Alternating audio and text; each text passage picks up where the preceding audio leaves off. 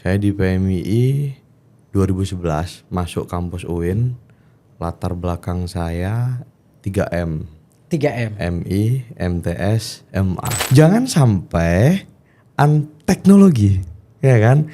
Memang secara rumusan dimasukkan di aplikasi, lalu kemudian cabang-cabang yang mau definitif, yang mau persiapan mengalami sumbatan-sumbatan. Iya. Kasihan kan? Teman-teman harus jalan kaderisasinya, ternyata patah secara politik. Ada kredo yang saya gaungkan, gerak sinergi ini sebetulnya berangkat dari kesamaan, semua sama. Kita harus kira-kira bau-membau merangkul, ayo dong. Di PMI itu kita jangan saling menjatuhkan, saling membesarkan. Assalamualaikum warahmatullahi wabarakatuh. Jumpa lagi bersama saya Rahman Ahdori dalam acara Podcast NU. Sesi kali ini kita masih pada pembahasan yang sama, di mana salah satu organisasi kemahasiswaan yang tentu memiliki jaringan kuat dengan Nahdlatul Ulama, yaitu Pergerakan Mahasiswa Islam Indonesia, akan menggelar kongres. Jadi kita akan bicara banyak soal kongres. Di antara calon ketua umum PBPMI yang sudah kita undang di sini antara lain sudah sangat banyak menyampaikan visi misinya, dan kali ini saya ditemani juga oleh kader muda NU, pengurus PBPMI yang kemudian saat ini memberanikan diri menjadi calon ketua umum PBPMI selanjutnya. Siapa beliau? Kita akan tanya-tanya nanti profilnya seperti apa, kemudian apa yang membuat beliau mencalonkan diri menjadi ketua umum PBPMI. Assalamualaikum Mas Wahid. Assalamualaikum warahmatullahi wabarakatuh. Sehat Mas Wahid? Alhamdulillah, sehat, bahagia. Alhamdulillah. Gimana nih, konsolidasi aman ya? Konsolidasi sambil jalan, sambil keliling-keliling, sambil termonitor semua, insya Allah. Semuanya aman? Aman insya Allah. Ya aman insya Allah. Kan kita harus untuk kongres ini harus merasakan kegembiraan, euforia yang ini. Karena ini bagian dari kegiatan PMII yang diikuti oleh semua kader se-Indonesia. Betul. Kita harus merasakan denyut nadi yang gembira, yang tidak terlalu kaku, yang tidak terlalu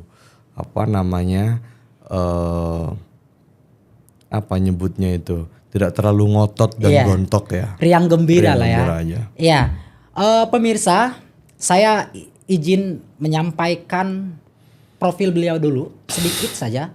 Beliau ini namanya hampir sama dengan saya, cuma beliau Abdurrahman Wahid sama dengan Gus Dur. Kalau saya Abdurrahman Ahdori. Ya gitu ya. Sama-sama Abdurrahman gitu. Sama-sama Abdurrahman. Klien Abdurrahman. Ya, cuma beliau dipanggil Wahid, saya dipanggil Ahdori. Jadi ujungnya aja yang panggilnya. Iya. Tapi insya Allah kita sama dengan Gus Dur ya. Kita ngikutin spirit Gus Dur. Spirit Gus Dur. Oke. Mas Wahid ini pernah menjadi ketua cabang PMI Ciputat tahun 2016-2017. Kemudian sekarang menjadi wasekjen PBPMI 2021-2024. Ya, jadi pengalaman beliau soal PMI dilihat dari ketua cabang, kemudian wasekjen, jabatan di PMI, rasa-rasanya bisa menjawab tantangan PMI ke depan. Nah, tapi tentu ini kita akan tanyakan langsung ke beliau nih. Oke, Mas Wahid. Siap. Mas Wahid, kita sering ngopi di PMI. Ya, tapi tentu kader-kader kita belum banyak yang punya kesempatan ngopi dengan Mas Wahid. Betul. Apalagi misalkan nanti jadi ketum PMI kan akan semakin sibuk. Nah, bisa nggak Mas Wahid ini sebenarnya asli mana, lahir di mana? Kemudian bagaimana di internal keluarga sendiri soal NU-nya, soal pesantrennya, bisa bercerita kepada kami. Oke, terima kasih Mas Ahdori. Soal perjalanan saya akan menceritakan perjalanan singkat saya. Iya. Saya ini orang kampung, latar belakang keluarga juga yang sederhana.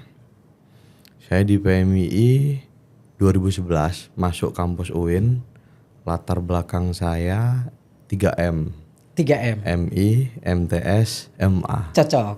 Artinya sekolah itu sekolah NU semuanya, termasuk sebelum MIRA ya kan, itu juga NU semua. Saya di pendidikan pesantren itu juga aktif di di IPNU, kemudian di OSIS, kemudian di aku kan kebetulan di Madrasah Aliyah Keagamaan. Madrasah Keagamaan di MAK. Dulu populer itu. Madrasah Aliyah Keagamaan di Pondok Pesantren Tarbiyatut Thalabah di Lamongan, Pajeran, dekat Pantai Pas. Itu yang kemudian saya memberanikan diri untuk merantau ke Jakarta. Ya kan? Namanya juga orang kampung, kita tidak punya apa-apa, yang punya spirit dan kemauan. Mental itu yang kemudian mendidik kami untuk berangkat ke Jakarta, dan kebetulan di Jakarta banyak alumni pondok pesantren yang habitnya sudah kebentuk. Lalu bagi saya, keluarga besar NU di perantauan itu juga banyak. Begitu masuk di mahasiswa, masuk kuliah, ada organisasi PMII, ya kan, Pak Hadori. Jadi saya PMII ini, kalau boleh saya cerita ya, di PMII itu saya fakultas dakwah. Dakwah ini kalau di Ciputat sebagai ibu kota HMI. Gitu ya? Iya, ibu kota HMI. Saya mungkin satu-satunya satu kelas, satu angkatan itu yang masuk PMII. Oke, jadi di fakultas dakwah itu didominasi teman-teman HMI. Dulu, sekarang insya Allah PMI banyak. Ya kan? Tapi ngomong tahun kapan? 2011 itu kami satu angkatan 3 kelas. Kan ada manajemen dakwah. Memang jurusan saya jurusan manajemen dakwah. Manajemen dakwah, ada haji dan umroh terkonsentrasi. Itu satu kelas yang PMI ikut mapaba itu saya. Luar biasa. Dan ramai waktu itu, bilang ini kok ada orang berani ikut PMI kan gitu. Loh, apa salahnya ikut PMI kan itu. Terus saya ikut mapaba, ikut PKD, pengkaderan saya di PMI sebetulnya dari komisariat. Komisariat ngurusin di ketua bidang kaderisasi. Pernah juga ikut RTK nyalon nyalon di RTK juga kalah ya pernah kan itu. Lalu kemudian di cabang. Di cabang saya sangat aktif waktu itu di kepengurusan almarhum Rafsan. Oke. Saya ingat betul saya dididik banget sama almarhum Rafsan.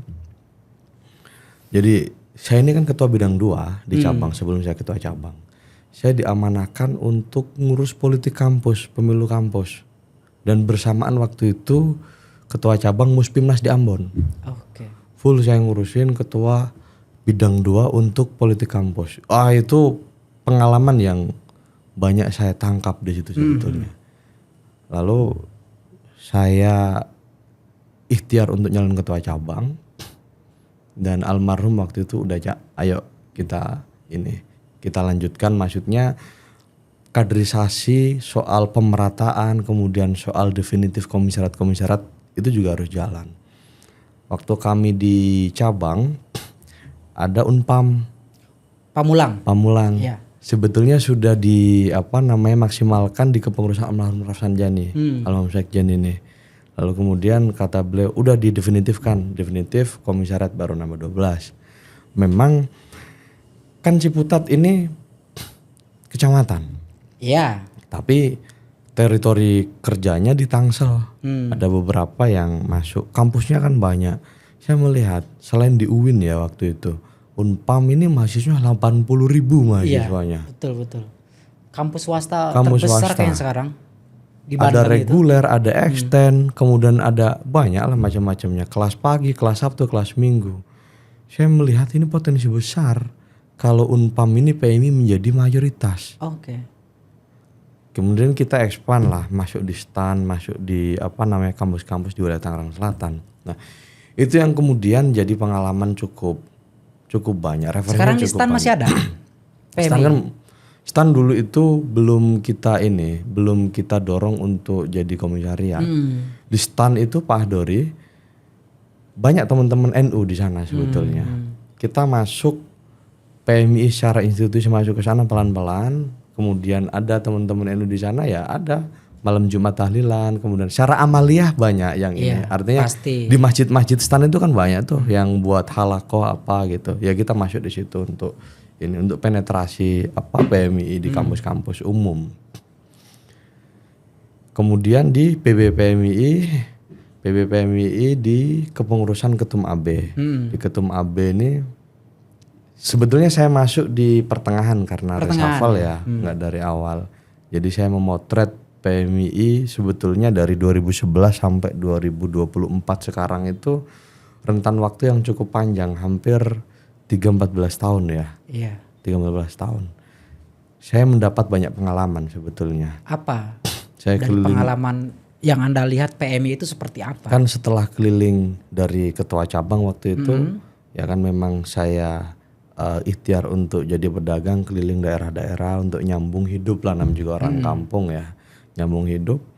Saya memotret di daerah-daerah di PMI itu girohnya tinggi sebetulnya. Giro apa nih maksudnya nih? Giroh ber-PMI. Oke. Ya kan, merasa bangga menjadi PMI. Misalkan di Indonesia Timur, di Kalimantan, di Sumatera, di Jawa Timur misalkan. Kok bangga betul menjadi PMI ini. Ya kan? Lalu kemudian setelah saya tahu fakta di lapangan bahwa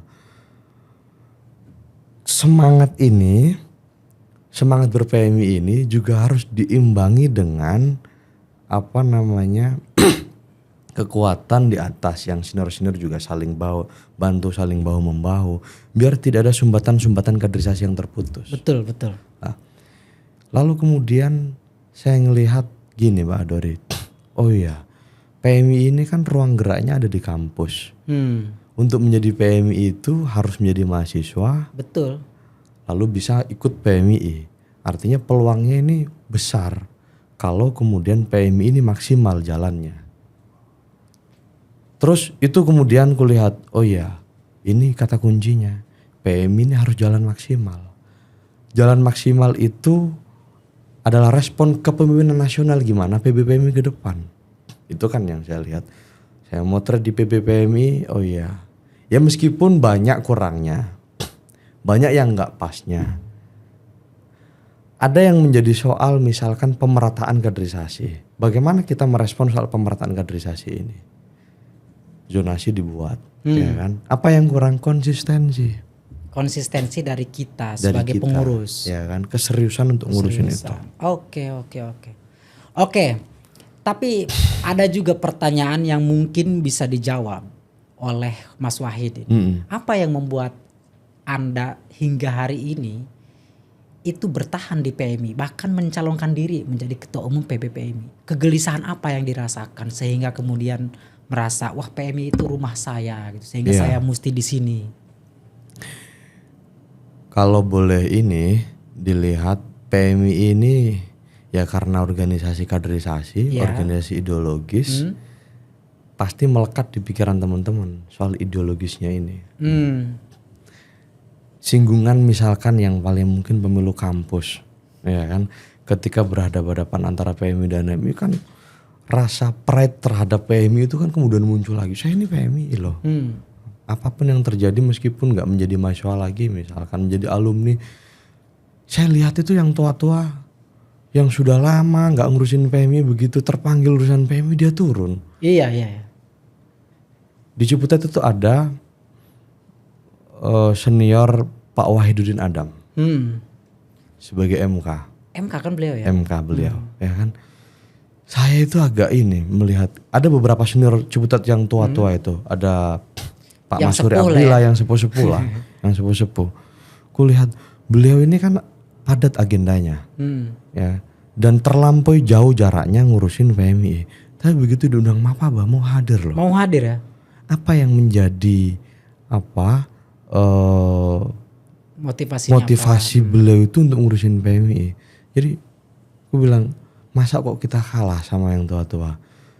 Kira-kira kalau organisasi kader ini terputus mata rantainya, maka ada putusan soal ini, soal rentang waktu kader yang nggak tersambung. Nah, kita ini kan hanya menyambungkan silsilah aja, silsilah, biar mata rantai silsilah ini nggak terputus. Oke. Gitu ya. Oke, tapi mungkin pertanyaan saya selanjutnya adalah kenapa kemudian apa yang membuat Mas Wahid ini mau mencalonkan diri menjadi ketua umum PBPMI? Apa memang yang membuat Anda terfikir bahwa saya mesti maju gitu? Sebetulnya kalau soal maju dan tidak maju, Ciputat ini kan punya mekanisme untuk memutuskan. Oh iya Ya iya. kan. Ya Iya, di Ciputat juga banyak sahabat-sahabat saya yang muncul punya keinginan untuk maju di kandidasi di kongres ini. Tapi kan lalu kemudian kita silaturahim, kita diskusi, kita musyawarah memutuskan ya udah Mas Wahid ayo. Kira-kira ini Lalu bagian amanah iya, ya. amanah. Kan di belakang saya, di belakang kami ini di Ciputat karena banyak teman-teman apa yang berkeinginan untuk menjadi kandidasi. Saya sih sebetulnya bangga. Di PMI ini ternyata stok kepemimpinannya nggak habis-habis. Gitu ya. Iya, apa buktinya? Kongres ini kandidasi hampir 30 orang. 30 orang. 30 orang. Plus Kopri tentu ya. Iya, plus Kopri. Tentu stok kepemimpinan ke depan itu kan pasti akan banyak. Itu potret ya, representasi dari itu. Lalu kemudian, oh ya, saya sudah diamanahkan sama teman-teman di Ciputat oleh teman-teman setelah mekanisme pleno sudah diambil, kan saya merasa dicambuk harus terus jalan, saya harus jalan memaksimalkan itu. Lalu apa yang jadi pikiran saya untuk maju ya saya mengabdi total. Tentu mengabdi ini kan bahasa normatif ya, tapi gue bilang loh saya sejak kecil di NU kemudian di Mahasiswa di PMII ya saya seharusnya mewakafkan diri, sudah waktu mewakafkan diri untuk PMII. Mewakafkan diri untuk PMI. Ya jadi Mas Wahid ini saya melihat ya di Ciputat sendiri teman-teman bukan bersaing ya, tetapi di sana juga penjaringan lah. Iya, kira-kira penjaringan. begitu. Kemudian Mas Wahid lolos. Mm-mm. Setelah penjaringan lolos sekarang di pencalonan. Berarti luar biasa nanti kalau misalnya kepilih tahapannya sangat ketat ya. Ketat Artinya banget. iya, Karena di internal aja banyak kan. Artinya kan kita kolaborasi. Kemudian mengakomodir semua teman-teman, ya kan. Jadi kita diamanahkan untuk kandidasi di kongres ini menjadi pengingat bahwa saya nggak bisa untuk diam, harus jalan terus. Harus jalan terus. Harus jalan terus semaksimalnya, semampunya. Selayaknya laki-laki berjuang harus sehancur-hancurnya. Kira-kira begitu. Oke, Mas Wahid. Mas Wahid kan pengurus PBPMI. Apa yang kemudian dilihat oleh Mas Wahid dari PMI sekarang? Isu apa yang mesti direspon oleh PMI dan itu sudah ideal dilakukan oleh PMI sekarang? Perjalanan PMI ini kan sudah mengalami penyempurnaan beberapa kali ya. Setiap kepengurusan mengalami trademark, mengalami identitas kepemimpinan masing-masing. Lah, memang banyak kurangnya. Namanya juga organisasi kaderisasi yang diurus itu orang-orang. Kadang pertama sepakat perjalanan waktu, kadang enggak. Nah, konteks PMII yang dibentuk cabang-cabang di internasional juga beberapa merepresentasikan itu. Iya. Ya kan. Meskipun yang menjadi tantangan adalah konsistensi soal kaderisasi ini. Saya sih ngelihat bahwa ke depan ini kita ini sudah mengalami PMII yang harus organisasi yang cukup modern. Apakah kita nggak modern? Modern hari ini. Iya. Organisasi yang cukup modern PMII. Kenapa? Udah 67 tahun ya PMII ini masih eksis, masih berkembang. Organisasi mana yang berkembang, organisasi kepemudaan ya, yang eksis per hari ini dengan cukup waktu yang lama usianya. KNP aja nggak Di tengah berkembang, Pak. situasi organisasi kepemudaan yang patahannya banyak. Iya. Sampai sekarang KNP itu masih 3 ya, masih 3 ya. Ya bisa 5 kayaknya. Bisa 5. Bisa 5. PMI masih eksis karena kaderisasi itu. Dan gini, Dori, saya ngelihat sekuat apapun konflik di PMI, selesai di kongres ya udah merecovery meskipun butuh waktu perjalanannya. Kan itu. Betul itu, dan jangan sampai lah kalau PMI jangan sampai, karena kalau muncul dualisme, tigalisme itu sangat merugikan lah untuk Iya. kaderisasi kita. Tapi gini Pak Dori, Gimana tuh? apa yang bisa saya potret? Gini, satu, pemerataan soal kaderisasi sudah berjalan, zonasi sudah dibentuk, ya. Yang harus dilakukan adalah buat satgas untuk ngawal full ini, satuan tugas soal kaderisasi ini. Satgas. Biar pemerataan. Ke depan itu akan dilakukan. Saya lakukan. Kan begini, jangan sampai kita ini lebih lebih oke dengan teknologi, lalu sikap kita terhadap organisasi itu teknologi. Oh iya. Ya kan? Itu teknologi ini kan lebih mudah diakses oleh semua orang. Itu kan karakter dan fungsinya.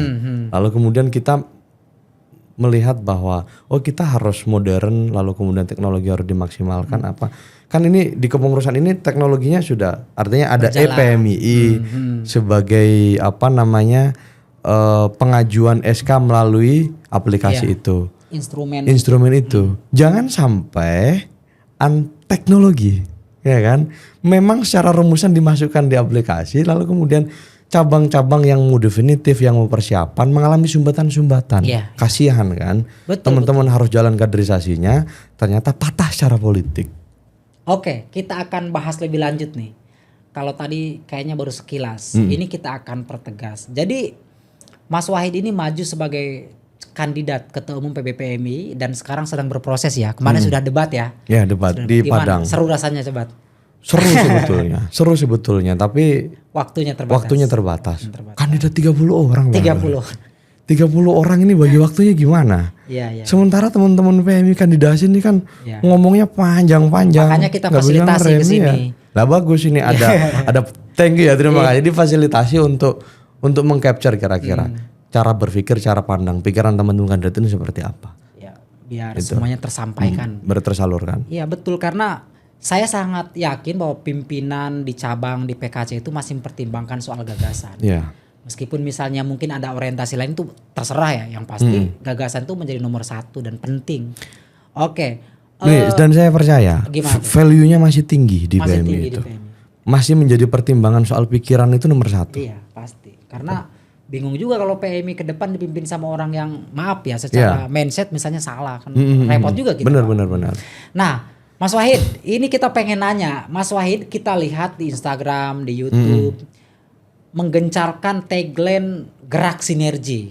Nah, gerak sinergi ini apa maksudnya? Kemudian dia turunan dari visi misi apa? Ini mungkin bisa disampaikan ke kita nih, Mas.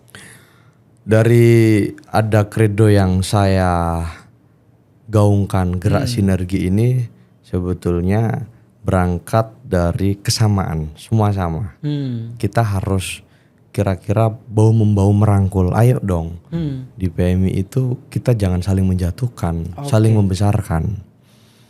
Dari mana spiritnya? Dari akselerasi yang saya pakai untuk visi misi. Akselerasi itu melompat, tapi lompat jangan satu-satu. Iya, bareng-bareng. Bareng-bareng. Kita jangan sampai ini, kalau orang-orang senior-senior yang lain itu kan kita ini kayak kepiting. Kalau ditaruh di ember, yang naik satu, yang bawahnya grogotin untuk nurunin. Ya kan? Jangan sampai kita terjebak dengan itu. Kita harus naik bareng-bareng dong. Kenapa? Saya lihat kepemimpinan nasional di PBPMI ini kulihat sudah merata meskipun secara parsial ya, tidak terkonsolidasi. Artinya di semua instrumen ada. Mau di penyelenggara, mau di politik, mau di pondok pesantren, mau di kampus, mau di pengusaha, ya kan? Itu sudah representasi. Artinya konteks ini yang saya bicarakan adalah konteks bagaimana PMI ini punya lompatan tinggi. Ini sejalan dengan kaderisasi di bawah. Kaderisasi di bawah itu biar tidak panjang energi politiknya di situ. Kita juga harus mikirin teman-teman di bawah ini, teman-teman di komisariat, di rayon, di cabang, itu juga tetap konsisten bahwa yang harus diingat ini organisasi kaderisasi. Iya. Kalau kaderisasi yang dikuatin ideologisasi, tanamkan itu. Jangan sampai energi politiknya yang menjadi dominan. Oke, jadi Mas Wahid pengen kita ini melompat bersama, bergerak bersama, gerak sinergi. Gerak sinergi, tentu soal ideologi itu menjadi kewajiban dari organisasi itu sendiri. Kan begini, punten Pak Hador ya. Bagaimana mekanisme untuk masuk di kampus, intercept ideologisasi, ya kan? masjid kampus dulu sudah pernah dikuasai, ya kan? Tinggal bagaimana kita penguatan masjid-masjid kampus sebagai basis orientasi pengkaderan. Mapaba, PKD, PKL adalah kaderisasi secara formal yang sudah pasti dilakukan oleh komisariat dan cabang. Jangan sampai, saya ketakutan jangan sampai teman-teman di kepengurusan itu menjadi pengurus hanya menuntaskan kewajiban untuk melakukan kaderisasi itu. Itu kan tunai gugur, kan menggugurkan kewajiban aja kan setelah itu. Tapi tidak ada mekanisme untuk buat roadmap ke depan bagaimana kita melihat PMI ini juga harus responsibel, harus harus ngikutin zaman. Ngikutin zaman itu juga banyak ya konteksnya ya. Kayak gini misalkan, Gen Z ini cenderung apatis ngelihat organisasi ekstra kampus, meskipun nggak secara keseluruhan. Saya nggak mau pukul rata itu. Misalkan di Jakarta itu, saya tuh agak ini ngelihat kok ada kelompok yang mengatasnamakan dirinya anti social club. Oh, bahaya itu. Di Jakarta Selatan misalkan, yang tidak tidak mengasosiasikan dirinya sebagai kelompok yang terorganisir, dia itu partikel-partikel bebas saja jadinya. Nah, ini tentu kan menjadi tantangan bahwa kemudian ke depan ini kita harus masuk pada ruang-ruang itu, mekanisme kaderisasi. Loh, kalau boleh kaderisasi rekrutmen Mapaba itu kalau boleh dibuka di mal-mal juga, di metropol ya. Kalau daerah-daerah juga masuk ke ini. Kenapa? Loh, nongkrongnya anak-anak mahasiswa sekarang itu kan di kafe-kafe. Udah bergeser. Sudah bukan di tempat warung kopi, tempat diskusi ya. Diskusi. Ini juga harus diimbangi spiritnya bahwa kekuatan pikiran juga harus dijalankan. Artinya harus pede juga teman-teman PMI ini buat diskusi-diskusi kajian-kajian yang berkala ya, di kafe atau di mall, di gitu, harus pede-pede aja. Kenapa nggak pede? Siap. Tapi ngomong-ngomong nih soal visi lewat tagline gerak sinergi, apa turunan yang akan dilakukan oleh Mas Wahid nanti? Ada 2 kata kunci dalam visinya, reorientasi dan akselerasi. Reorientasi dan ini akselerasi pada manusia, pada SDM-nya. Jangan sampai keluar dari hitoh perjuangan PMI. Kan begitu. Nah, kita buat bahwa menjadi menjadi ingatan bersama kalau organisasi kader yang dikuatkan adalah kelompok ideologisasinya. Saya membayangkan kalau mungkin dibuatkan balai diklat ideologis atau ideologisasi atau balai pusdiklat, ya kan? Biar fokus di sana. Untuk apa? Untuk membentuk talenta-talenta yang tersebar di semua titik. Meski kemudian ada bidang-bidang keprofesian yang sudah dilakukan oleh kepemimpinan Ketum AB. Ada profesi kesehatan, ada profesi ekonomi bisnis, ada profesi konten kreator, ada profesi soal kesehatan, ada profesi apapun profesi sudah dibentuk yang terlembaga. Tapi apa nggak sulit itu bikin pusdiklat begitu? Saya yakin dengan mengingat kebutuhan organisasi juga banyak gitu Mas. Nah, itu nanti saya diskusi soal bagaimana kita menghimpun lalu kemudian ada dana abadi lah kira-kira di PMI ini butuh itu juga. Setiap tahun itu kaderisasi kan jalan terus. Betul. Mapaba, PKD, PKL bahkan PKN tersebar di semua komisariat. Meski kemudian teman-teman komisariat barangkali ya menggantungkan dengan senior-senior di lokal gitu. Kan kita juga pengen ngelihat bahwa kalau dana abadi ini atau dana yang kita crowdfunding ya melalui nanti kita pikirkan mekanismenya itu kemudian bisa tersebar. Saya maksimalkan itu bentuk kaderisasinya supaya sampai turun ke komisar dan rayon itu.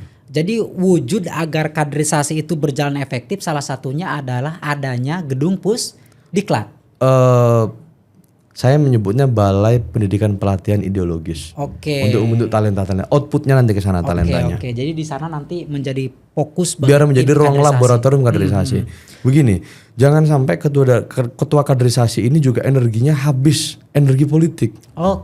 Ya kan? Artinya konstelasi kongres lalu kemudian recovery-nya belum rampung, belum mampu melompat untuk ngurusin kader-kader di cabang, di PKC, di komisariat meskipun singgungan di PB untuk kaderisasi ini kan di cabang, di PKC. Jangan sampai capek untuk recovery politik. Ada kaderisasi yang ngurusin politik kan? Enggak ada Pak? Ada enggak Pak?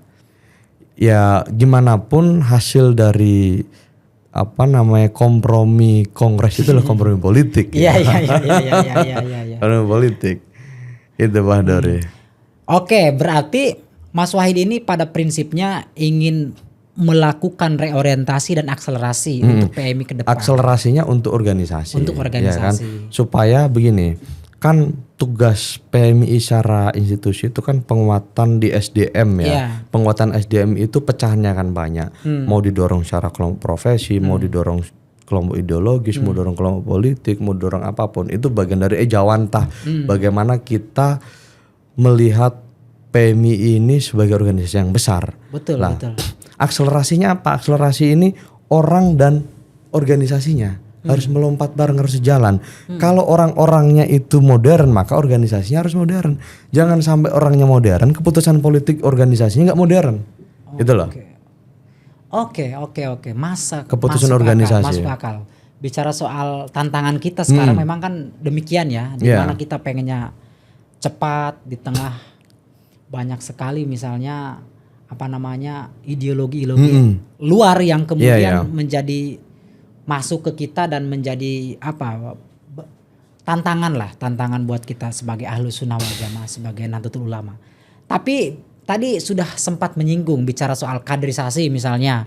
Kaderisasi yang efektif itu hanya bisa dilakukan oleh orang-orang yang kira-kira fokus kehadiran balai ideologi tadi ya. Ya salah satunya. Ya pemerataan kaderisasi, zonasi yang sudah ada ini kita maksimalkan. Oke, tapi di samping itu ada juga pendapat yang mengatakan bahwa strategi kaderisasi juga menjadi efektif untuk diterapkan. Saya sepakat itu. Agar SDM kita menjadi unggul. Nah, saya pengen tahu nih Mas Wahid, strategi apa yang bakal diterapkan Mas Wahid ke depan agar kaderisasi kita itu bisa menciptakan generasi yang unggul? Oke. Pertama tentu jangan sampai pada ruang kaderisasi itu, kan ruang kaderisasi formal itu sudah hampir tiap tahun tiap generasi dijalankan. Mapaba, PKD, PKL, PKN, ya kan? Itu bagian dari rutinitas kaderisasi yang dijalankan secara formalistik. Kaderisasi formal. Meskipun yang harus ditinjau adalah bagaimana PKL yang sejalan di beberapa wilayah itu juga punya kesamaan, ya kan? Punya kesamaan artinya soal kurikulum, kemudian soal narasumber, kemudian gini. Kalau saya ngelihat Pak Dori ya, misalkan Ciputat aja misalkan ya, jumlah mapaba itu yang ikut mapaba 4.000 misalkan atau 3.000, ya kan? Jumlah PKD tidak sampai 10%, ya kan? Jumlah PKL lagi tidak sampai 10%. Artinya gini, kita mencoba untuk menghitung secara variabel, secara kuantitatif, ini juga harus balance. Jangan sampai kita mengalami ketimpangan. Ya meskipun pada proses kaderisasi itu kan kayak piramid ya. Di bawah seleksi alam. Makin ke atas makin kecil, makin ini. Tapi itu jangan sampai terjadi ledakan di bawah. Harus didorong terus. Kalau mungkin ya PKL 2 kali misalkan satu kepengurusan di cabang-cabang itu didorong. Supaya semangat, kan begini, kalau saya ngelihat, kalau sudah PKD punya beban cara moral dan punya beban cara sosial untuk ngurusin teman-teman di PMI, kira-kira yang sudah mapaba apa kan pasti ada pendampingan, ada pengawalan. Begitu nanti juga ada PKL. Jangan sampai makin ke atas makin sedikit, lalu kemudian meskipun secara kultural juga banyak tuh teman-teman PMI yang itu, ya kan. Tapi ada mekanisme organisasi yang harus ditempuh. Kita tidak sedang mendiskusikan soal dikotomi antara PMI struktural dan PMI kultural. Karena mekanisme organisasi sudah diputuskan, ya kita harus jalani itu. Mekanisme soal pendidikan secara formal yang harus kita singgung soal pemerataan tadi itu. Bagaimana pemerataan tadi itu diperkuat zonasi, ada satgas, kemudian kalau bisa cabang harus melaksanakan PKL. Satgas itu nanti akan masuk ke tim kaderisasi. Iya, artinya itu soal ini ya, soal mekanisme proses pendampingan kaderisasi. Iya. Belum ada format yang baku, tapi saya kok ngelihat perlu satgas ya. Perlu itu ya, perlu itu. Meskipun tantangannya adalah konsistensi ya, tantangannya itu. Jadi ya, tapi itu menarik ya seandainya itu terwujud ya, misalnya kaderisasi, bidang kaderisasi ngurusin soal kebijakannya aja, satgas itu ngurusin pelaksanaan kurikulumnya gitu ya. Betul itu. Oke. Kira-kira itu. Oke, begini juga Mas Wahid, ini muncul bisa bicara soal kaderisasi dianggap terlalu melelahkan. Misalnya teman-teman yang masuk PM itu rata-rata ada yang sudah beribnu, mungkin ada yang belum juga tapi banyak juga yang sudah beribnu. Mereka di ibnu tuh ada ikuti kaderisasi juga 1, 2 misalnya. Kemudian masuk PMII, ada Mapaba, PKD, PKL, sekarang PKN. 4. Kemudian setelah PMI pasti masuk Ansor. Kaderisasi lagi. Apa tuh? PKD lain-lain. PKL, PKN juga. PKN juga ya. Nanti setelah Ansor masuk ke NU, ngikut lagi. Sekarang kan saya juga menerapkan banyak kurikulum kaderisasi yang cukup ketat juga. Nah, ada wacana bahwa kaderisasi di PM itu sebaiknya dipotong. Misalnya Mapaba cukup perkenalan, tapi yang wajibnya PKD, PKL, PKN. Nah, kalau Mas Wahid sendiri bagaimana melihat wacana itu?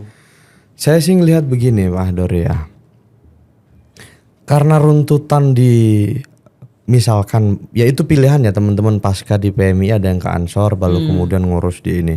Itu sebetulnya terintegrasi aja. Misalkan begini, saya sudah PKN di PMI. Kalau ikut Ansor ya di PKN aja Ansor. Begitu kira-kira itu. Ada apa ya? Kesamaan soal paket ini loh. Biar tidak mengulangi lagi begitu. Artinya kan sudah menjadi kader penggerak. Ya kan? Mujahid, muharrik. Kan? Kader muharrik. Kira-kira tinggal dilanjutkan aja, tidak mengulangi lagi. Jangan sampai di lain sisi organisasi di luar itu sudah ngomongin soal dunia di luar, kita masih jadi echo chamber, merasa besar di dalam internal aja. Jangan sampai itu, kita harus lompat juga. Jangan terjebak dengan ekosistem di dalam juga, tapi kita juga harus gimana pun intercept, masuk secara paksa ke semua instrumen-instrumen itu biar kita juga harus punya lompatan. Oke. Tapi tidak ada wacana untuk menghapus Mapaba sebagai kaderisasi formal, nggak ada? Itu nanti biar di forum Muspim kita bawa di kongres ya. Tapi kupikir ini ideal lah. Mapaba, PKD, PKL ya kan. PKN itu baru 2 generasi ya. Iya. Di kepemimpinan Ketum Agus dan Ketum AB ini untuk PKN kan digagas oleh Ketum Amin. Adanya PKN kader secara formal itu. Ini cukup ideal. Lalu kemudian ini kan harus dibawa pada forum besar.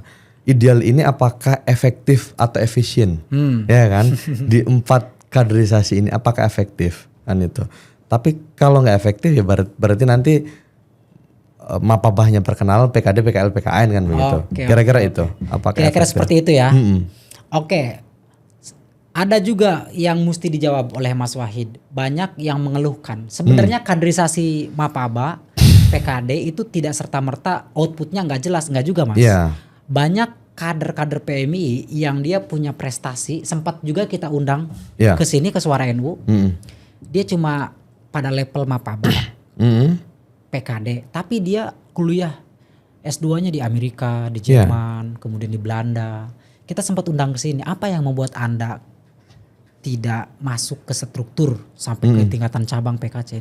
Dia jawab begini ketika itu. Saya kalah dengan politiknya, Mas. Ya, itu melelahkan memang. Energi politiknya terlampau dominan. Saya bukan barisan ini, dia bilang. Jadi kita tidak dimasukkan ke pengurusan misalkan. Nah, saya pengen tahu nih Mas Wahid. Bagaimana cara Mas Wahid mengakomodir orang-orang yang secara dia secara generasi bagus, kapasitasnya bagus, pintar, cerdas, tetapi secara politik nggak ketemu misalnya. Apakah Mas Wahid akan tetap mengakomodir? Saya akan menyiapkan wadahnya. Kan misalkan begini, stand up komedian itu kan kemarin ada lomba stand up komedi dari Polri. Iya. Kan itu juara satunya kader Ciputat itu kader si Mahbub ya. Mahbub itu, Ramadura itu asli Ciputat. Ya kan. Maksudku ya kita harus punya banyak ruang. Kan kita juga jangan sampai terjebak pada orientasi struktur aja gitu. Mengakomodir kekuatan-kekuatan PM ini juga harus disiapkan pada ruang yang banyak wadahnya. Misalkan teman-teman PM ini juga banyak kok sekarang stand up komedian ini. Kan harus disiapkan wadah itu. Bagaimana kemudian kita menyalurkan itu ya PBPMI ke depan buat lembaga. Tidak hanya buat lembaga, dilombakan aja. Kritik PBPMI. Ya kan? Itu jangan sampai kita juga anti kritik gitu. Iya. Jadi roasting ketua umum PBPMI misalkan itu bagian dari ini, bukan membuka pada ruang Bagian tabir-tabir dari yang ini. menyehatkan lah. Menyehatkan. Biar tetap segar. Iya, biar PMI ada ini. seimbang bahwa banyak kok yang waras di PMI ini juga masih banyak kok. Artinya tetap merangkul meskipun dia tidak dimasukkan ke struktur gitu ya. Oke, tapi tidak kepikiran untuk membentuk lembaga apa misalnya? Enggak. Kepikiran itu kan bagian dari wadah ya. Wadah itu atau kemudian nanti dilembagakan atau kemudian nanti dibangun komunitas-komunitas atau apa kan begitu. Itu bagian dari cara kita untuk mengakomodir, untuk melibatkan semua teman-teman yang punya talenta. Oke. Yang alumni luar negeri juga banyak kok teman-teman PMI itu yang di Cina, di Amerika, di Jerman itu kan banyak. Bagaimana mereka bisa masuk ya dikasih ruang untuk mereka ngisi itu di cabang-cabang, ya kan? Biar spirit soal storytellingnya dia dapat. Gitu. Oke, siap. Paling tidak Mas Wahid berkomitmen lah ya untuk menyediakan ruang bagi teman-teman yang secara politik nggak ketemu karena kan orang itu Mas Wahid ya.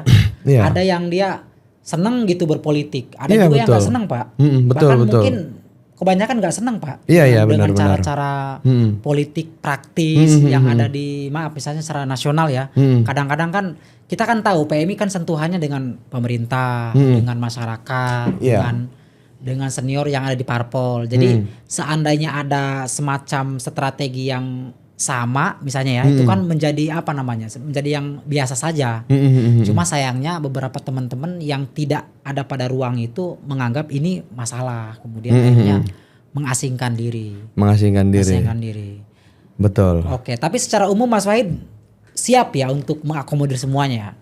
Saya tentu sepakat dengan mengakomodir semua talenta-talenta PMI yang tersebar dan terserak ini. Tugas kita mengkonsolidasi kekuatan itu. Oke, misalnya Mas Wahid menang nih sebagai ketua PBPMI, yang kalah gimana? Saya rangkul. Cara ngerangkulnya? Yaitu mekanisme soal bagaimana saling menurunkan ego. Oke. Ya kan? Bener ya rangkul ya? Iya betul. Gini, jangan sampai kontestasi, meskipun dalam perjalanan itu ego itu lebih dominan ya. Kan alam bawah sadar itu kita sering disetir oleh pikiran dan ego. Hati itu kadang-kadang di belakangan, padahal itu yang lebih murni, lebih jernih melihat situasi yang ini. Makanya kok aku lihat yang viral kemarin tulisannya Mas Dwi itu. Oh iya. Ya kan? Andaikan Mahbub itu masih hidup ya, mungkin dia tidak mencalonkan di Kongres 2024. Nggak mau. Ngeliat kondisi kayak begini. Tapi yang harus disyukuri adalah surplus soal kepemimpinan. Bahwa PMI banyak lah yang masih ini. Kan dulu setelah Mahbub itu Jamroni, sahabat Jamroni. Kan sahabat Jamroni sakit di Jepang itu. Ya kan? Tiba-tiba dia jadi ketua umum. Luar biasa ya kan, luar biasa. Artinya tidak ngapa-ngapain. Ya, artinya begini, bukan tidak ngapa-ngapain itu. Ya, maksudnya soal pikiran, soal apa kan dibutuhkan energinya untuk ngurusin PMI. Ya betul, kontribusinya kan sudah besar misalnya. Tapi beliau kan kalau sekarang kan maaf ya, kita tetap mesti konsolidasi sama sini. Betul. Ini kan hasil dari kaderisasi yang berjalan berpuluh-puluh tahun. Yang kemudian mengalami surplus kepemimpinan. Jangan kemudian banyak kandidat ini dianggap negatif juga. Jangan sampai itu. Artinya berarti mau menjawab soal Mas Dwi tadi nih. Bukan menjawab itu, bukan menjawab. Kira-kira begini. Kan yang muncul kandidasi ini kan representasi dari beberapa daerah. Artinya beberapa daerah yang dulu konon PMI-nya enggak hidup lalu kemudian hidup. Ini kan bagian dari spirit, ya kan? Ada teman-teman yang berani kok kira-kira terlibat dalam konteks nasional kan itu sudah merepresentasikan kira-kira PMI sudah muncul. Jadi kulihat ya ini bagian dari surplus, tapi tantangannya adalah mengkonsolidasi kekuatan-kekuatan itu supaya tidak patah ke depan. Nah Mas Wahid, ini juga pertanyaan penting yang berkembang di kader-kader kita PMI. Bagaimana cara Mas Wahid menjaga marwah PMI dengan hubungan PMI dengan parpol, dengan pemerintahan. Bagaimana agar marwah PMI tetap terjaga? Ya kita pegang pada hitoh perjuangan PMI. Apa itu? Hitoh perjuangan PMI ya secara politik PMI tidak bagian dari partai politik, ya kan? Kemudian tidak terafiliasi dengan manapun, artinya PMI independen secara sikap dan gagasan, ya kan? Bahwa kemudian ada 1, 2, 3 itu jangan dilihat sebagai PMI secara institusi, ya kan? Ya itu secara personal Meskipun ada beberapa, ya kan, misalkan di kepengurusan hampir tiap generasi kan selalu ada begitu yang terafiliasi dengan partai politik. Tapi PMI harus dijaga betul hitoh perjuangan PMI-nya. Oke. Kan Clear ya? Clear, soal itu clear. Artinya deklarasi Murnajat itu kan beberapa poin itu menegaskan posisi PMI antara PMI dengan negara, PMI dengan ormas, PMI dengan politik praktik dan sebagainya. Itu sikap yang tegas sebetulnya untuk menjaga organisasi yang besar ini. Kan begini Pak Dori, kulihat ini PMI ini kalau nggak kiai, kalau nggak wali yang mendirikan, kalau nggak orang hebat, ya kan, yang jernih hati, yang jernih pikirannya, nggak mungkin berpuluh-puluh tahun masih bertahan kayak begini ini. Masih eksis. Coba kalau Pak Dori pernah menjadi ketua cabang, begitu nanti terpanggil untuk ngurusin PMI pasti kan turun. Ini PMI ini kok sudah kaderisasinya nggak jalan, apa kan pasti terpanggil hatinya. Gimana pun kita pernah menyelami air yang sama, ya kan. Mungkin air keruh, mungkin air bening, tapi kita pernah merasakan air itu. Air itulah yang kemudian meresap dalam pikiran kita, menjadi gagasan, menjadi pikiran, menjadi ideologis.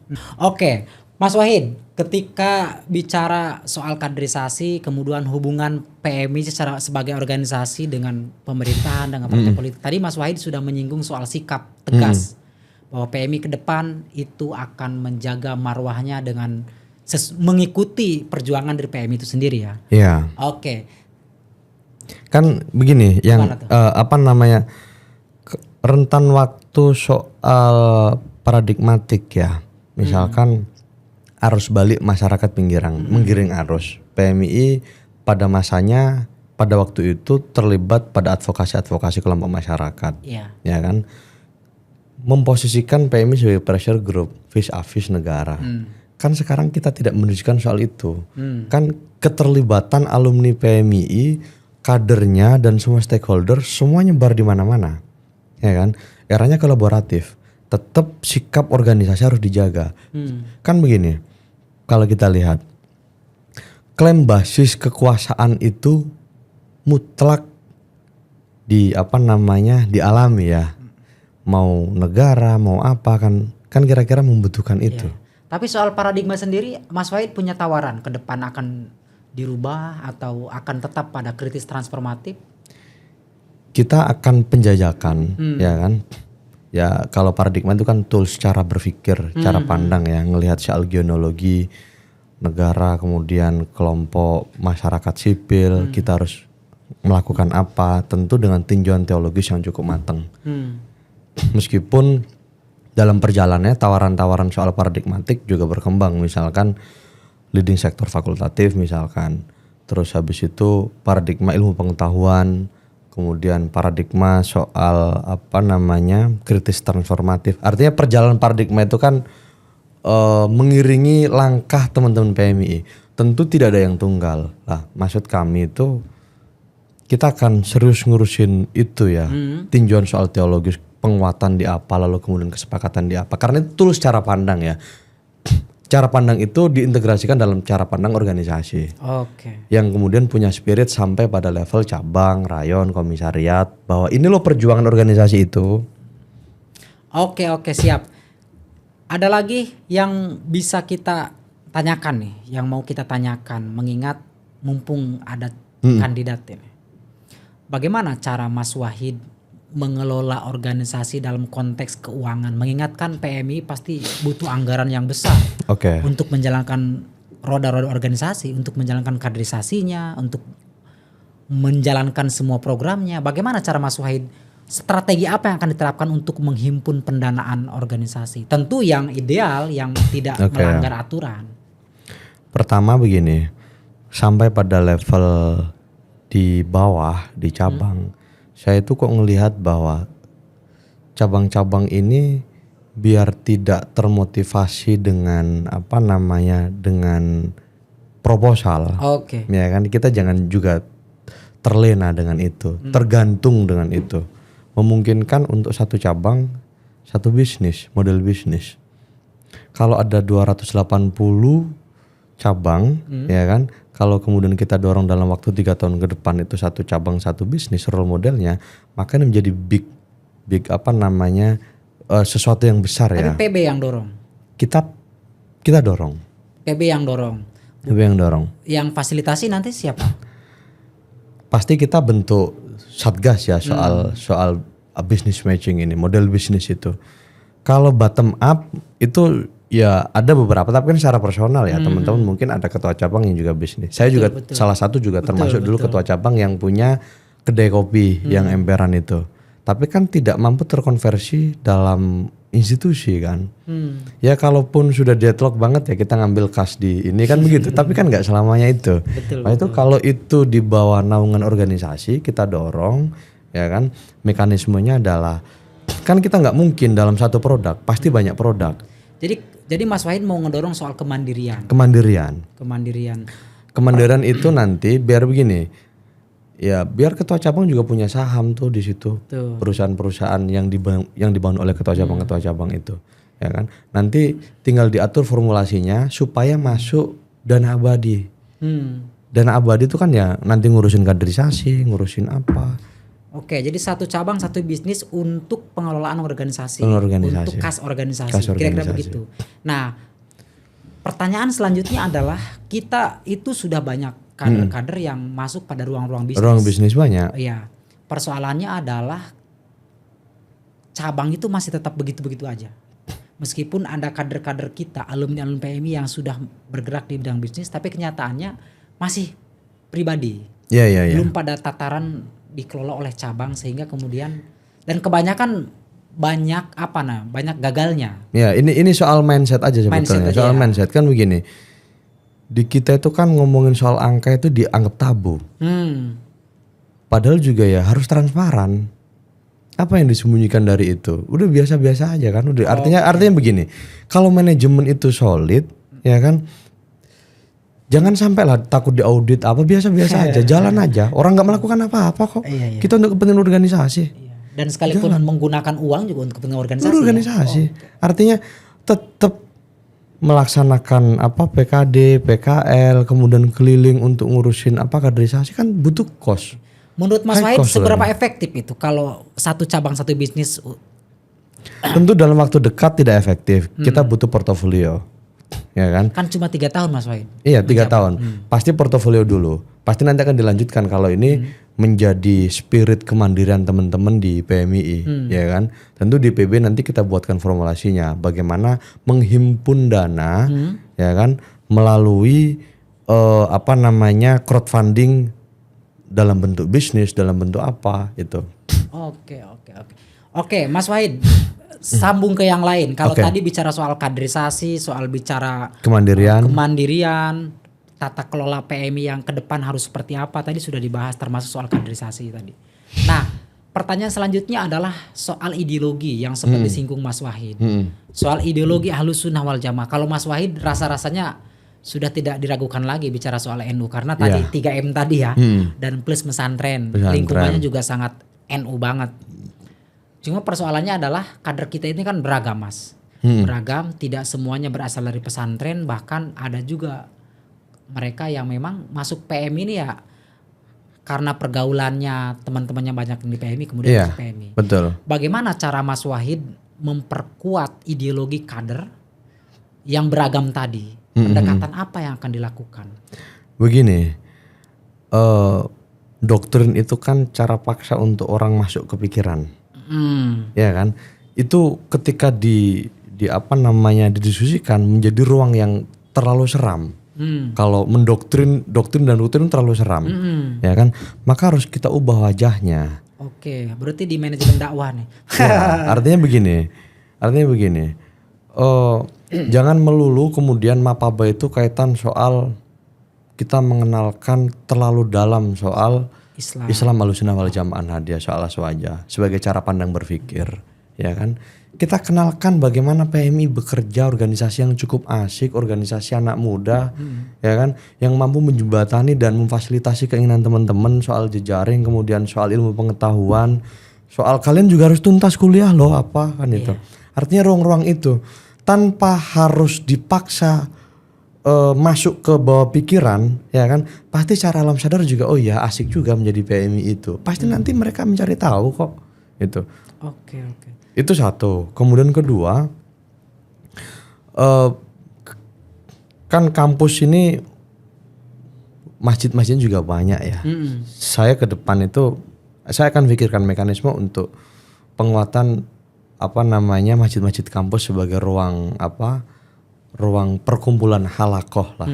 Halakoh teman-teman PMI. Meskipun gini, menarik ke dalam lagi lah, meskipun teman-teman PMI ini kan masih suka nangkring di luar kan begitu. Ya kan? Ya ngopi gelas plastik, kopi kapal api apa hitam. Kita harus masuk ke dalam lagi, ayolah masuk ke dalam. Meskipun gini, nggak serta-merta intervensi soal gagasan ideologisasi ini lalu kemudian masuk nempel di otak teman-teman. Enggak serta-merta itu. Ini butuh proses yang panjang. Proses itu ya harus dihadirkan di awal menjadi organisasi yang riang gembira, organisasi yang oke lah. Jangan menakutkan, jangan seram gitu loh. Ya. Jadi jangan kemasan seram. berarti ya. Ini soal kemasan. Begitu orang sudah nyaman kan pasti tahu. Kan gini. Kalau rumah itu kelihatan seram, orang juga takut masuk rumah. Betul. Tapi kalau rumah itu nyentrik, kemudian instagramable, kemudian orang masuk menjadi tuan rumah, ya kan, menjadi tamu. Setelah ini kan masuk ke dapurnya, dapurnya ada apa? Orang akan tertarik situ. Iya, betul. Itu soal komposisi kita market organisasi itu ya. Dan yang paling penting strateginya. Soal strategi itu harus tepat. Oke, Mas Wahid. Selain soal ideologi yang mesti kita kedepankan, karena kan bicara soal PMI ada nilai Islamnya ya, nilai Islamnya dan fokusnya memang mahasiswa Islam.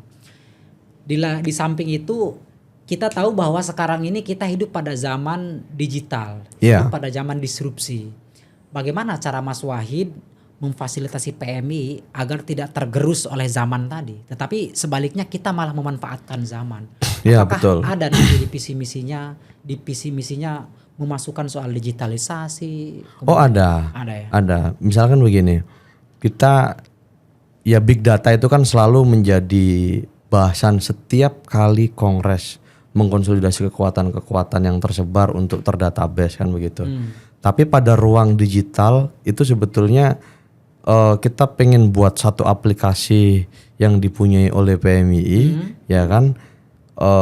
Ya soal mengintegrasikan koneksi-koneksi yang tersebar itu. Nanti pasti cabang-cabang. Jadi misalkan profiling cabang-cabang, terus habis itu soal crowdfunding, soal apa, biar tersistem di satu aplikasi itu. Kan begini, jangan sampai kita riuh semangatnya soal digital, soal teknologi, tapi sikap kita anteknologi. Nah itu loh. Anteknologi itu begini. Anteknologi itu kita ramah terhadap ini, tapi kemudian begitu ada teman-teman nanti yang pelatihan atau pada ruang digital itu kita kuatin, tapi kita masih berpikir kayak zaman dulu.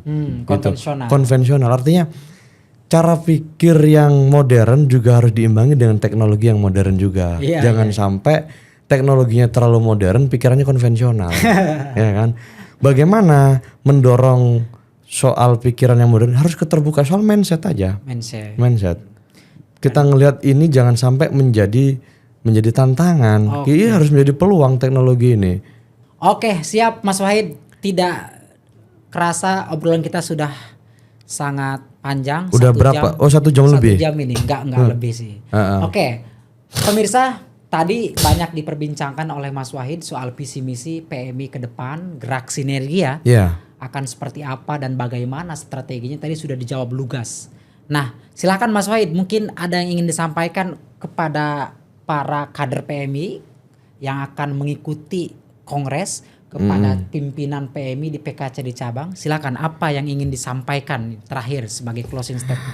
Sahabat-sahabat Suara NU, sahabat-sahabat PMI Indonesia, terima kasih. Momentum kongres ini sebetulnya momentum panggung bersama untuk saling paham dan memahami cara pikir kandidasi-kandidasi ini. Yang terpenting dari itu adalah kita menegaskan PMI ini suka dan tidak suka, diakui dan tidak diakui, bagian dari NU, ya kan? Anak kandung NU saya menyebutnya. Terus masa depan NU salah satunya ada di PMI. Betul. Oleh sebab itu, kader-kader yang hari ini nggak pede atau kemudian merasa insecure, ya kan? Kita harus mampu melampaui diri kita untuk ayo kita kembangkan secara bersamaan. PMI ini harus berkembang secara maksimal dengan kekuatan yang ada. Mungkin tagline dan kredo saya soal gerak sinergi itu sebetulnya untuk memaksimalkan potensi-potensi yang ada di PMI. Kita harus bahu-membahu, kita harus gotong royong, kita harus memaksimalkan dan mengoptimalkan kekuatan-kekuatan PMI tidak hanya pada level di atas tapi sampai pada level grassroots. Kita harus maksimal. Dengan kekuatan apapun kita bisa melihat kondisi zaman yang berubah ini. Jangan sampai teknologi ini yang sudah berkembang pesat, digital dan sebagainya, AI, big data, apa semua ini kan menjadi instrumen ya, menjadi tools untuk kita maju, dan kita jangan sampai manja tergantung dengan alat itu. Sebab kalau kita tergantung secara total, ya kita akhirnya tidak bisa jernih untuk berpikir secara serius. Itu hanya tools saja. Tapi saya bangga menjadi bagian dari PMI itu. Mas Ahdori. Siap. Mas Wahid, terima kasih Siap. sudah mampir di Suara NU. Oke, terima Jangan kasih. lupa kader-kadernya untuk like, subscribe, dan share semuanya nih. Thank you. Demikian pemirsa, teman-teman semuanya, kita sama-sama sukseskan Kongres PMI dan tentu mudah-mudahan PMI ke depan lebih baik, lebih maju di tangan pemimpin yang hebat. Terima kasih. Wassalamualaikum warahmatullahi wabarakatuh. Salam warahmatullahi wabarakatuh.